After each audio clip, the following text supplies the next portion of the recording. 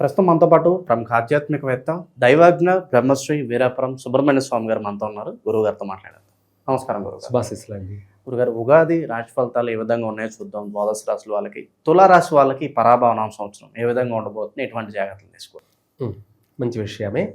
మనకు ఉగాది నుంచి శ్రీ శాలివాహన శకం, శ్రీ పరాభవనామ సంవత్సరము, అలాగే చైత్రశుద్ధ పాడ్యమి, ఉగాది మొదలుకొని సంవత్సరాంతమంతా కూడా తులారాశి వారికి ఒక మాటలో చెప్పాలంటే ఆర్థిక పరంగా కన్నా కూడా వాళ్లకు ఈ సంవత్సరము గౌరవార్థ పరంగా చాలా విశేషంగా ఉంటుంది. అయితే ఆదాయ వ్యయాల విషయం మనం తెలుసుకుందాం. ఆదాయానికి వచ్చేటప్పటికి తులారాశి వారికి ఆదాయం 5, అలాగే వ్యయం వచ్చేటప్పటికి 14. ఇక్కడ ఖర్చు అధికంగా ఉంది. 14 అంటే 9 ఖర్చు, నష్టాలున్నాయి. అలాగే మనకు రాజ్యపూజ్యము, అవమాన విషయాలు చూసుకుంటే రాజ్యపూజ్యానికి వచ్చేటప్పటికి 6 గౌరవార్థము, అలాగే అవమానం 3. ఈ విషయంలో చూసుకుంటే ఇక్కడ అధికంగా గౌరవించే వాళ్ళు 3 ఎక్కువగా ఉన్నారు. గౌరవార్థం 6, అవమానం 3.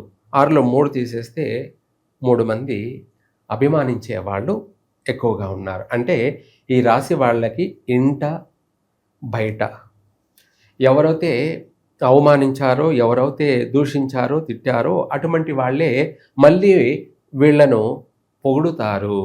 ఎవరైతే గతంలో అవమానించారో, వీళ్ళు అవమానించబడ్డారో ఎక్కడైతే అక్కడనే వీళ్ళు నిలదొక్కుకోవడం, అక్కడనే మంచి గొప్ప పేరు ప్రఖ్యాతులను గడించడం, శాశ్వతమైన కీర్తిని పొందడం. ఎందుకంటే ఇదంతా కూడా శని అనుగ్రహం వల్ల తిట్టిన నోళ్లే మళ్ళీ పొగడడం. ఏమిటి అది కదా ఆనందం. ఇప్పుడు మామూలుగా అభిమానించే వ్యక్తులు ఎప్పుడు ఉన్నారంటే అది వేరు. ఎప్పుడు అవమానిస్తూ ఒక్కసారిగా అభిమానించారనుకోండి, అది ఎలా ఉంటుంది? అది అసలైనటువంటి ఆనందాన్ని కలగచేస్తుంది.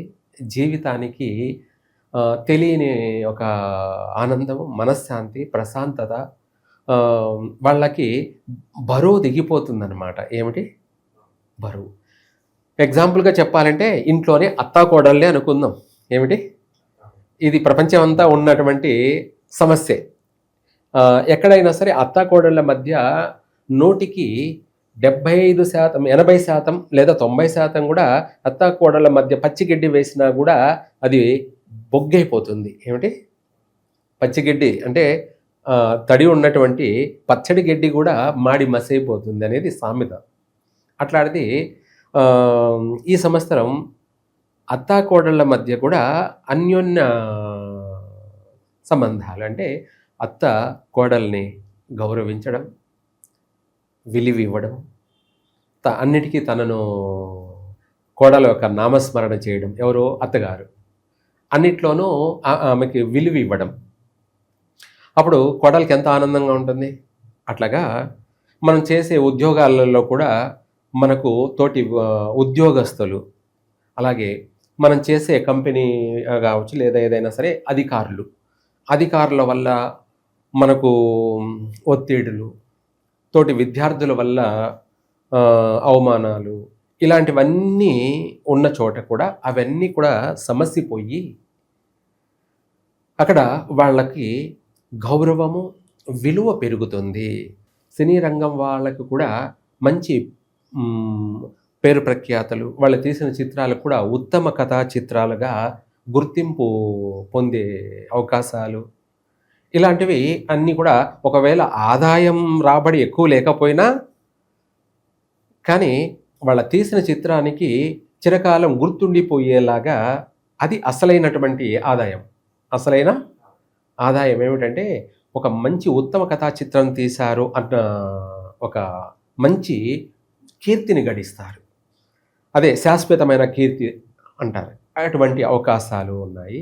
వీళ్ళు కూడా బాగా మంచి తెలివితేటలను ప్రదర్శించడము, ఎదుటి వాళ్ళ యొక్క మనసుని చూరగొనడము, ఆకర్షించడము, అక్కడ ఇంకా వీళ్ళకు తిరుగు లేకుండా వీళ్ళే నెంబర్ 1 స్థాయిలో, నెంబర్ 1 స్థానంలో స్థిరపడతారు. గౌరవప్రదమైనటువంటి జీవితానికి ఎటువంటి లోటు లేదు, ఎటువంటి భంగాలు లేవు, అన్ని విధాల కూడా గౌరవించబడతారు. సత్కారాలు, సన్మానాలు, ఇంకా చెప్పాలంటే ప్రమోషన్లు, అవార్డులు, ఇలాంటివన్నీ కూడా ఉన్నాయి. ప్రతి విషయాలలో కూడాను ఒక నూతన అధ్యయనాన్ని కనిపెట్టడం, ఒక టెక్నాలజీ, నూతన టెక్నాలజీని కనిపెట్టడం, అందరిలో ఒక గొప్ప వాళ్ళగా రాణించడము, వీళ్ళు లేకపోతే పని కాదు అన్నంత నమ్మకాన్ని కలిగించేస్తారు. వాళ్ళ రాక కోసం అందరూ ఎదురు చూస్తూ ఉండేలాగా చేసుకునేస్తారు. అటువంటి మంచి తెలివితేటలతోటి ప్రదర్శిస్తారు. శత్రువులని కూడా మిత్రులు చేసుకుంటారు. ఈ విషయాల్లో బాగానే వీళ్ళు సఫలమవుతారు. ఒక మాటలో చెప్పాలంటే ప్రశంసల వర్షపు జల్లు అన్నట్టుగా ఉంటుంది. ప్రశంసల జల్లు, వర్షం కురిచినట్టే, అంతే కదా. మనము ఎంతో వేల మంది మధ్యలో మనం మాట్లాడితే మన మాటలకి అందరూ చప్పట్లు కొడతారుగా, అదే వర్షం కన్నా జల్లు అన్నట్టుగా. ఆ విధమైనటువంటి కీర్తిని గడించే అవకాశం బాగా ఉంది తులారాశి వాళ్ళకి. అయితే దీనివల్ల కూడా అన్ని విధాలా బాగుంటుంది, మనశ్శాంతి ఉంటుంది. ఈ సంవత్సరము శని అనేక విషయాలలో కూడా శుభప్రద కారకుడై ఉండడం వల్ల, గురువు అంటే ప్రస్తుతమేమో ఆయన ఉన్న స్థానము తర్వాత మార్పు 9-10 స్థానాల్లో మారుతూ ఉన్నారు కాబట్టి ఆర్థికపరమైనటువంటి విషయాలలో 2 విధాలా ఉంటుందిలేండి ఒడిదుడుకులు. ఆ 2 విధాలు ఏంటంటే శుభకార్య మూలకంగా అధికమైనటువంటి ధన వ్యయం, పెళ్లి ప్రయత్నాలు చేస్తారు, కుదురుతాయి. ఎందుకంటే ఎక్కడ పోయినా వీళ్ళకు మంచి మాట, విలువ, గుర్తింపు ఉంది కాబట్టి ఎక్కడ పోయినా సంబంధాలు ఈ సంవత్సరం కుదురుతాయి. వీళ్ళ మాటకు ఎదురు లేకుండా పోతుంది. వీళ్ళ అందరినీ కూడా ఆకర్షిస్తూ ఉంటారనమాట. వీళ్ళ మాటలతోటి చెడిపోయే సంబంధాన్ని కూడా మళ్ళీ ఖాయమైపోతుంది అన్నట్టుగా ఉంటుంది. వీళ్ళ మాటలు అలా ఉంటాయి మెరాకిల్గా. అలా సంబంధాలను కుదుర్చుకోవడంలో బాగా పట్టుదల సాధిస్తారు. సంబంధాలు కుదురుతాయి, వివాహం అవుతుంది. ఆ వివాహానికి కాను అధికంగా ధనం ఖర్చు చేస్తారు, కానీ ఆదాయం తక్కువ ఉంటుంది. ఏమిటి, అన్నీ ఉన్నాయి, అల్లు నోట్లో శని ఉంది అన్న అప్పులు చేయాల్సిన స్థితి ఏర్పడుతుందంటారు. అవును, అన్నీ ఉన్నాయి, అల్లు నోట్లో శని ఉంది అన్న సామెత కింద పేరు గొప్ప, ఊరు దిబ్బ. పేరేమో గొప్ప, వాళ్ళని చూస్తుంటే సంతోషం వేస్తుంది, కానీ పాపం లోపల ఏమో ఆర్థికపరమైనటువంటి విషయాలలో వాళ్ళు అప్పు చేసైనా సరే ఆ సన్మానాలు, సత్కారాలకి కోసం ఖర్చు చేస్తారు. అదే పొగడ్తల కోసం, ఆ పొగడ్తలు కొనుక్కున్నట్టుగానే అనిపిస్తుంది. అంటే ఖర్చు పెట్టాల్సిన పరిస్థితి అన్నమాట. వీళ్ళేం కొనుక్కోవడం కాదు, కానీ ఆ పరిస్థితులు, ఆ ప్రభావాలు ఏమవుతాయంటే అధికంగా ధన వ్యయమవుతుంది.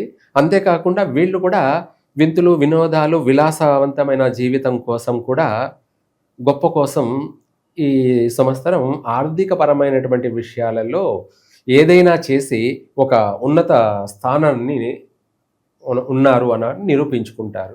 దానికోసం ఎక్కువగా ధనం ఖర్చు చేయాల్సి వస్తుంది, ఆటోమేటిక్గా చేస్తారు కూడా. ఇలా చూస్తే ఆదాయమేమో 5, ఖర్చేమో 14. అలాగే ఈ సంవత్సరం రియల్ ఎస్టేట్ వ్యాపారస్తులకి అంత ఆశించిన ఫలితం అయితే ఉండదు. కాకపోతే మనం ఎక్స్పెక్టేషన్ చేసేది వేరు, జరిగేది వేరు. ఆర్థికపరమైనటువంటి విషయాల్లో ఎక్కువగా ఆలోచించద్దు. బ్లాక్ అయిపోకుండా వాళ్ళ చేసిన అప్పులు ఏదన్నా ఉన్నట్టు వాటికి బ్లాక్ అయిపోకుండా వాటిని తీర్చుకోవడానికి తెలివిగా వ్యవహరిస్తే మాత్రం నష్టపోకుండా, ఇప్పుడు మనము సంవత్సరాల తరబడి వాటికి పెట్టుబడి పెట్టిన వడ్డీ కూడా రాకపోయి మనం ఇంకా కాలయాపన చేసుకొని వడ్డీ ఎక్కువ పెరుగుతూ పోవడం కన్నా వచ్చిన కాడికి చాలే అని చెప్పి వాళ్ళు వ్యాపారాన్ని కొనసాగించుకుంటే వడ్డీ అనే నష్టాలు లేకుండా కాస్త చేసిన అప్పుల నుంచి రికవరీ అవుతారు. ఏమిటి? అంతే కదా. ఇప్పుడు ఒకవేళ మనకు ఆదాయం లాభసాటిగా లేకపోయినా పర్వాలేదు, అట్లనేసి అప్పు లేకుండా పోతే చాలుగా. అప్పు ఉంటే ఏమవుతుందంటే మనము వాటికి భయపడుతూ ఉండాలి, టెన్షన్ పడుతూ ఉండాలి, మళ్ళీ దానికి వడ్డీ పిల్లలు చేసినట్టు చేస్తూనే ఉంటుంది, పెరిగిపోతూనే ఉంటుంది. పాపం పెరిగిపోతూనే ఉంటుంది. ఇలా ఆ పాపాన్ని పెంచుకోవడం కన్నా ఆ పాపాన్ని కడిగేసుకోవడం ఉత్తమం అన్నమాట. ఇది కూడా అదృష్టమే. అందుకనేసి ఎక్కువగా ఆలోచనలు చేయకుండా సమయానుకూలంగా వచ్చిన అవకాశాన్ని సద్వినియోగం చేసుకొని ఆ అప్పుల నుంచి బయటపడతారు. మరి లాభసాటిగా లేకపోయినా పర్వాలేదు, కానీ ఈ సంవత్సరంలో అప్పుల నుంచి బయటపడతారు. మరి నష్టం ఉంది కదా అని అంటే శని అనుగ్రహం ఉన్నప్పుడు ఏమైనా జరుగుతూ ఉంటాయి. ఏమైనా జరుగుతూ ఉంటాయి, చెప్పలేం. ఇది గురువు యొక్క ప్రభావాన్ని బట్టే మనము ఆర్థిక వ్యయాల గురించి మనము చర్చించుకుంటూ ఉంటాం. అందులో శని శుభకారకుడై ఉన్నాడు కాబట్టి ఎవరికి? తులారాశి వాళ్ళకి ఏమైనా జరగచ్చు. దాన్ని సామెత ఉంది, నంది పంది కావచ్చు, పంది నంది కావచ్చు అన్నట్టుగా ఏవేవో జరిగిపోతూ ఉంటాయి ఊహించని విధంగా. అలా భయపడాల్సిన అవసరం లేదు. అధికంగా అప్పు ఉందే అని చెప్పేసి శని శుభకారకుడై ఉన్నాడు కాబట్టి, అంటే మనకు ఒక నెగిటివ్ పర్సన్ మనకు అనుకూలంగా ఉన్నప్పుడు మనం ఏదైనా సాధించవచ్చు అన్నమాట. అలా ఆ విధమైనటువంటి అనుకూలత తులారాశి వారికి విశేషమైన అనుకూలతలు అయితే ఉన్నాయి. తర్వాత విద్యార్థులకు అయితే విశేషమైనటువంటి శుభ కాలం అనే చెప్పుకోవాలి. ఎక్కువ శాతం వీళ్ళు 90% విద్యార్థులు పాస్ అవుతారు. మిగతా 10 మంది ఎందుకు అంటే వాళ్ళ పుట్టిన సమయాన్ని బట్టి బిడ్డొచ్చిన వేళ గుడ్డొచ్చిన వేళ అన్నట్టుగా వాళ్ళ యొక్క కర్మానుసారాన్ని బట్టి ఉంటుంది. కానీ అధిక శాతం ఎగ్జామ్లో పాస్ అవుతారు. వీళ్ళకు మంచి గుర్తింపు లభిస్తుంది. అలాగే విదేశాలకు కూడా వెళ్ళి చదువులు అనేది ఉన్నత చదువుల కోసం విదేశాలకు కూడా వెళ్ళి చదువుకుంటారు. అక్కడే విదేశాల్లోనే మంచి ఉద్యోగ అవకాశాలన్నీ కూడా వీళ్ళకు వస్తుంటాయి. ఆల్రెడీ చదువుతున్న వాళ్ళకి అవకాశం, చదువు అయిపోయిన వాళ్ళకు కూడా ఉద్యోగ అవకాశాలు ఎక్కువగా. ఈ సంవత్సరం తులారాశి వాళ్ళకి 90% కూడా విదేశీ అవకాశాలు పుష్కలంగా ఉన్నాయి. తులారాశి వాళ్ళు ప్రయత్నం చేసుకుంటే అందరూ కూడా విదేశాలకు వెళ్ళి స్థిరపడే అవకాశం ఉంది. విదేశాలంటే అనేక దేశాలు ఉన్నాయి కదా, ఎవరెవరు ఎక్కడెక్కడ ప్రయత్నం చేసుకోవాలో అక్కడ అంతే. అంటే మనకు ఉద్యోగ అవకాశం ఎక్కడొస్తే అక్కడికి వెళ్ళిపోతూ ఉండాలి అంతే. ఆ వచ్చిన అవకాశాన్ని అందిపుచ్చుకోవాలి, సద్వినియోగం చేసుకోవాలి, అక్కడ స్థిరపడాలి. మనం స్థిరపడి మన వాళ్ళకి 10 మందికి అవకాశాలని కల్పించాలి. అది మన భారతీయులు చేయాల్సిన పని. మనకు ఉద్యోగం వచ్చింది మనం ఒకరమే చేసుకోవడం కాదు, మనము మన వాళ్లకు 10 మందికి సహాయపడాలి, అవకాశాలని కల్పించాలి. ఎక్కడున్నా కూడా భారతీయులందరూ కూడా ఒక కలిసికట్టుగా ఒకరి పట్ల ఒకరికి వీళ్ళు శత్రువులు మిత్రులు అనేది ఆలోచించకుండా మనం చేయాల్సినటువంటి హెల్ప్ అయితే మనం చేస్తే తర్వాత మనం చేసిన హెల్ప్ వృధా కాదుగా, ఎప్పటికీ వృధా కాదు. కాబట్టి మనం చేసిన సహాయం జీవితంలో ఎప్పటికైనా గుర్తుపెట్టుకుంటారు. మంచి పని ఎప్పటికీ ఎవరు చెడగొట్టలేరు. అట్లనేసి బాగు చేయకపోయినా పర్వాలేదు, దైవ దృష్టిలో మనం లైఫ్ ఎగ్జామ్లో పాస్ అయినాం. ఎవరో మనల్ని పొగడాల్సిన అవసరం లేదు. మనము 10 మంది ముందు పాస్ అయ్యామని పొగడడం కాదు, మనల్ని భగవంతుడు కూడా పొగడాలి. అటువంటి అవకాశం అనేది ఈ తులారాశి వాళ్ళకి విశేషంగా ఉంది. అటు సంతాన యోగము, ఆరోగ్యపరమైనటువంటి విషయాలలో కొంచెం జాగ్రత్త ఉండాలి. వీళ్ళు కూడా ఎవరు? తులారాశి వాళ్ళు. సంతాన విషయంలో కూడా కాస్త జాగ్రత్త ఉండాలి. ఎందుకంటే పంచమ స్థానంలో కుజుడు, రవి, రాహువు వీళ్ళు సంచరిస్తున్నారు కాబట్టి కుంభరాశిలో 5వ ఇంట ఇది సంతాన యొక్క స్థానం అన్నమాట. తులారాశి వాళ్ళకి ఆడపిల్ల పుడితే మాత్రం నష్టాలు ఏమి ఉండవు. అది ఒకవేళ అలా కాకుండా మగపిల్లవాడు అయితే మాత్రం అబార్షన్లో జరిగే అవకాశము ఉంది. ఏమిటి 3వ నెల, 4వ నెల, 5వ నెల, 6వ నెల ఇట్లా వాళ్ళ ఇదిని పట్టేసి అబార్షన్స్ జరిగేటువంటి సమస్యలు అయితే కనబడుతున్నాయి. ఆ నష్టాలు జరగకుండా వీలైనంత వరకు దేవాలయంలో పుట్ట మనము ప్రతిరోజు నిత్యం పూజించేటువంటి పుట్ట అది ఉంటుంది కదా, ఆ పుట్టకు పసుపు నీళ్లు ఒక రాగి చెమ్ములో కానీ, ఇత్తడి చెమ్ములో కానీ, వెండి చెమ్ములో అయినా సరే, ఏదైనా సరే ఇంట్లో నుంచి నిండు బిందులో నీళ్లు ఒక చెమ్ములో తీసుకొని, ఆ చెమ్ము నిండా అందులో ఒక 50 గ్రాములు 100 గ్రాముల పసుపు వేసి కలిపి పుట్ట దగ్గరికి వెళ్ళి పుట్ట చుట్టూ నీళ్లను చేతిలో పోసుకుంటూ ఆ పుట్ట చుట్టూ చుట్టాలి. చుట్టి దండం పెట్టుకొని ఆ పుట్ట మట్టి కాస్త తీసుకొని బొట్టు పెట్టుకోవడము, లేదంటే బొడ్డుకు కడుపుకు పెట్టుకోవడము చేసినట్టయితే 100% 10,000 దోషాలైనా కూడా తొలగిపోతాయి. అమృతం కలసహస్తం సంపూర్ణం కాంతి దేహం అంటే మన యొక్క దేహం అంతా కూడా సంపూర్ణంగా కాంతివంతం అంటే ప్రకాశిస్తూ అందంగా ఉంటుంది, అంటే ఆరోగ్యంగా ఉంటుంది. ఏమిటి ఆరోగ్యంగా ఉంటుంది. రాబోయేటువంటి 10,000 సమస్యలైనా కూడా పటాపంచలైపోతాయి, కరిగిపోతాయి. అంటే అనారోగ్య సమస్యలన్నీ కూడా కరిగిపోతాయి, ఆరోగ్యంగా ఉంటారు. అలాగే ఈ యొక్క కుజుడు, రవి, రాహు కలవడం వల్ల అది శాపం అంటారనమాట. అయితే పుట్టిన పిల్లలకి అది వర్తిస్తుంది. ఇది పుట్టిన పిల్లలకి వాళ్ళకు భవిష్యత్తులో అది వర్తిస్తుంది. ఇప్పుడైతే ఎటువంటి మనకు సమస్య లేకుండా అలా చేయడం వల్ల మనకు ఏ నష్టము లేకుండా చక్కగా పుత్ర సంతాన ప్రాప్తి కలిగే వాళ్ళకి పుత్ర సంతాన ప్రాప్తి కలుగుతుంది. పుత్రికా సంతాన ప్రాప్తి కలిగే వాళ్ళకి పుత్రికా సంతానము కలుగుతుంది. రెండోది వీళ్ళు కూడా ఆరోగ్యంగా ఉంటారు. ఆరోగ్యపరమైనటువంటి ఇబ్బందులు, ఆపరేషన్లు, పెద్ద పెద్ద సమస్యలు, నష్టాల దాకా పోకుండా పూర్తిగా దాని నుంచి బయటపడతారు. శుభకార్యాలు, అందమైనటువంటి వాహన యోగము, అందమైనటువంటి వాహనాలు కొనడము, అలాగే గృహప్రవేశాలు, గృహయోగాలు బాగా కలిసి రావడము. ఈ గృహయోగం కోసమై కూడా అధికంగా ఖర్చు అప్పు చేసైనా కొనడాలు, బ్యాంకు రుణాలు బాగా పుడతాయి. ప్రయత్నం చేస్తే చాలు వెంటనే బ్యాంకు రుణం పుడుతుంది. అంటే బ్యాంకు అప్పు ఇచ్చేవాడు కూడా మనం చూడగానే వాడి మనసు చేంజ్ అవుతుందన్నమాట. అదే ఒకరిని చూడగానే పెట్టాలనిపిస్తుంది, ఒకరిని చూడగానే కొట్టాలనిపిస్తుంది, ఒకరిని చూడగానే తిట్టాలనిపిస్తుంది. ఇలా ఎదుటి వాళ్ళకి వాళ్ళ యొక్క ఫేస్ రీడింగ్, వాళ్ళ నెగిటివ్ ప్రభావం అనేది తెలిసిపోతూ ఉంటుంది. ఎవరికైనా కూడా పాజిటివ్ ఉంటే పాజిటివ్ కూడా తెలిసిపోతూ ఉంటుంది.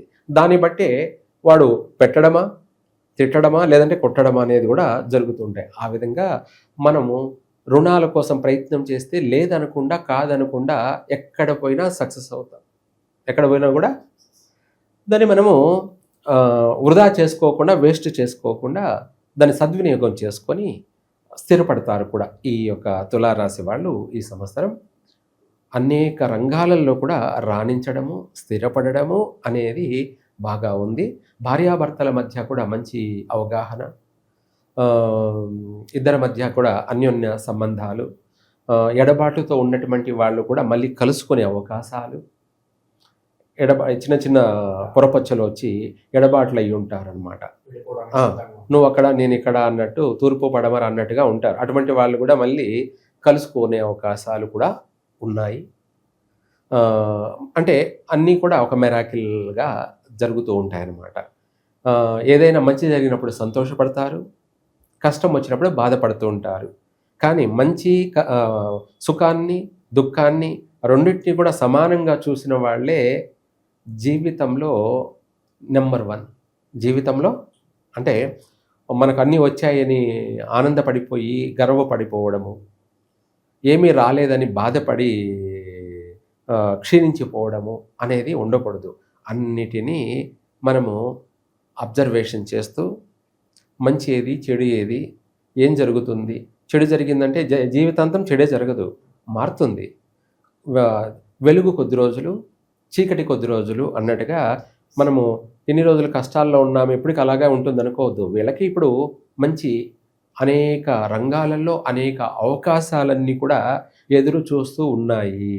ఆ అవకాశాలని సద్వినియోగం చేసుకొని మంచి అభివృద్ధి చెందడానికి ప్రయత్నం చేయండి. తులారాశి వారు ఈ అవకాశాలని ఉపయోగించుకుంటారు కూడాను. బాగా అన్ని రంగాలలో కూడా ఎదుగుతారు, స్థిరపడతారు. ఇంకా మనం వీళ్ళకి పరిహార మార్గం అంటే ఏదన్నా ఉంటే ప్రతిరోజు ప్రతినిత్యం వీలైనంత వరకు కూడా వీళ్ళు అమ్మవారిని ఆరాధించాలి. ఆ అమ్మవారిని కూడా ఎవరిని? లక్ష్మీదేవిని ఎక్కువగా ఆరాధించాలి. ఎందుకంటే ఆర్థిక పరమైనటువంటి విషయాలలో 9 సంఖ్యతో కూడుకొని నష్టాల్లో ఉన్నారు కాబట్టి వీళ్ళు లక్ష్మీదేవిని ఆరాధించడం. ఇంకా ఎక్కువగా వీలైతే శుక్రవారం అమ్మవారికి కుంకుమార్చన కన్నా కూడాను అనేక పుష్పాలతోటి పుష్పాభిషేకం, ఇది శుభప్రదమైనటువంటిది. ఏమిటి? శుభప్రదమైనటువంటిది. అదే మనం జీవితంలో చెప్పుకుంటుంటాం 3 పువ్వులు 6 కాయలు అని.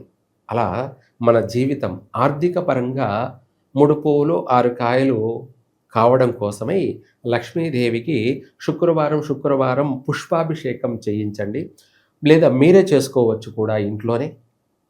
అష్టోత్తరం చదువుకుంటూ కూడా పుష్పాలతోటి ఒక్కొక్క అష్టోత్తరానికి ఒక్కొక్క పుష్పాన్ని అమ్మవారికి సమర్పించవచ్చు. ఇంకా కూడా చెప్పాలంటే శ్రీచక్ర యంత్రం పెట్టుకోవచ్చు.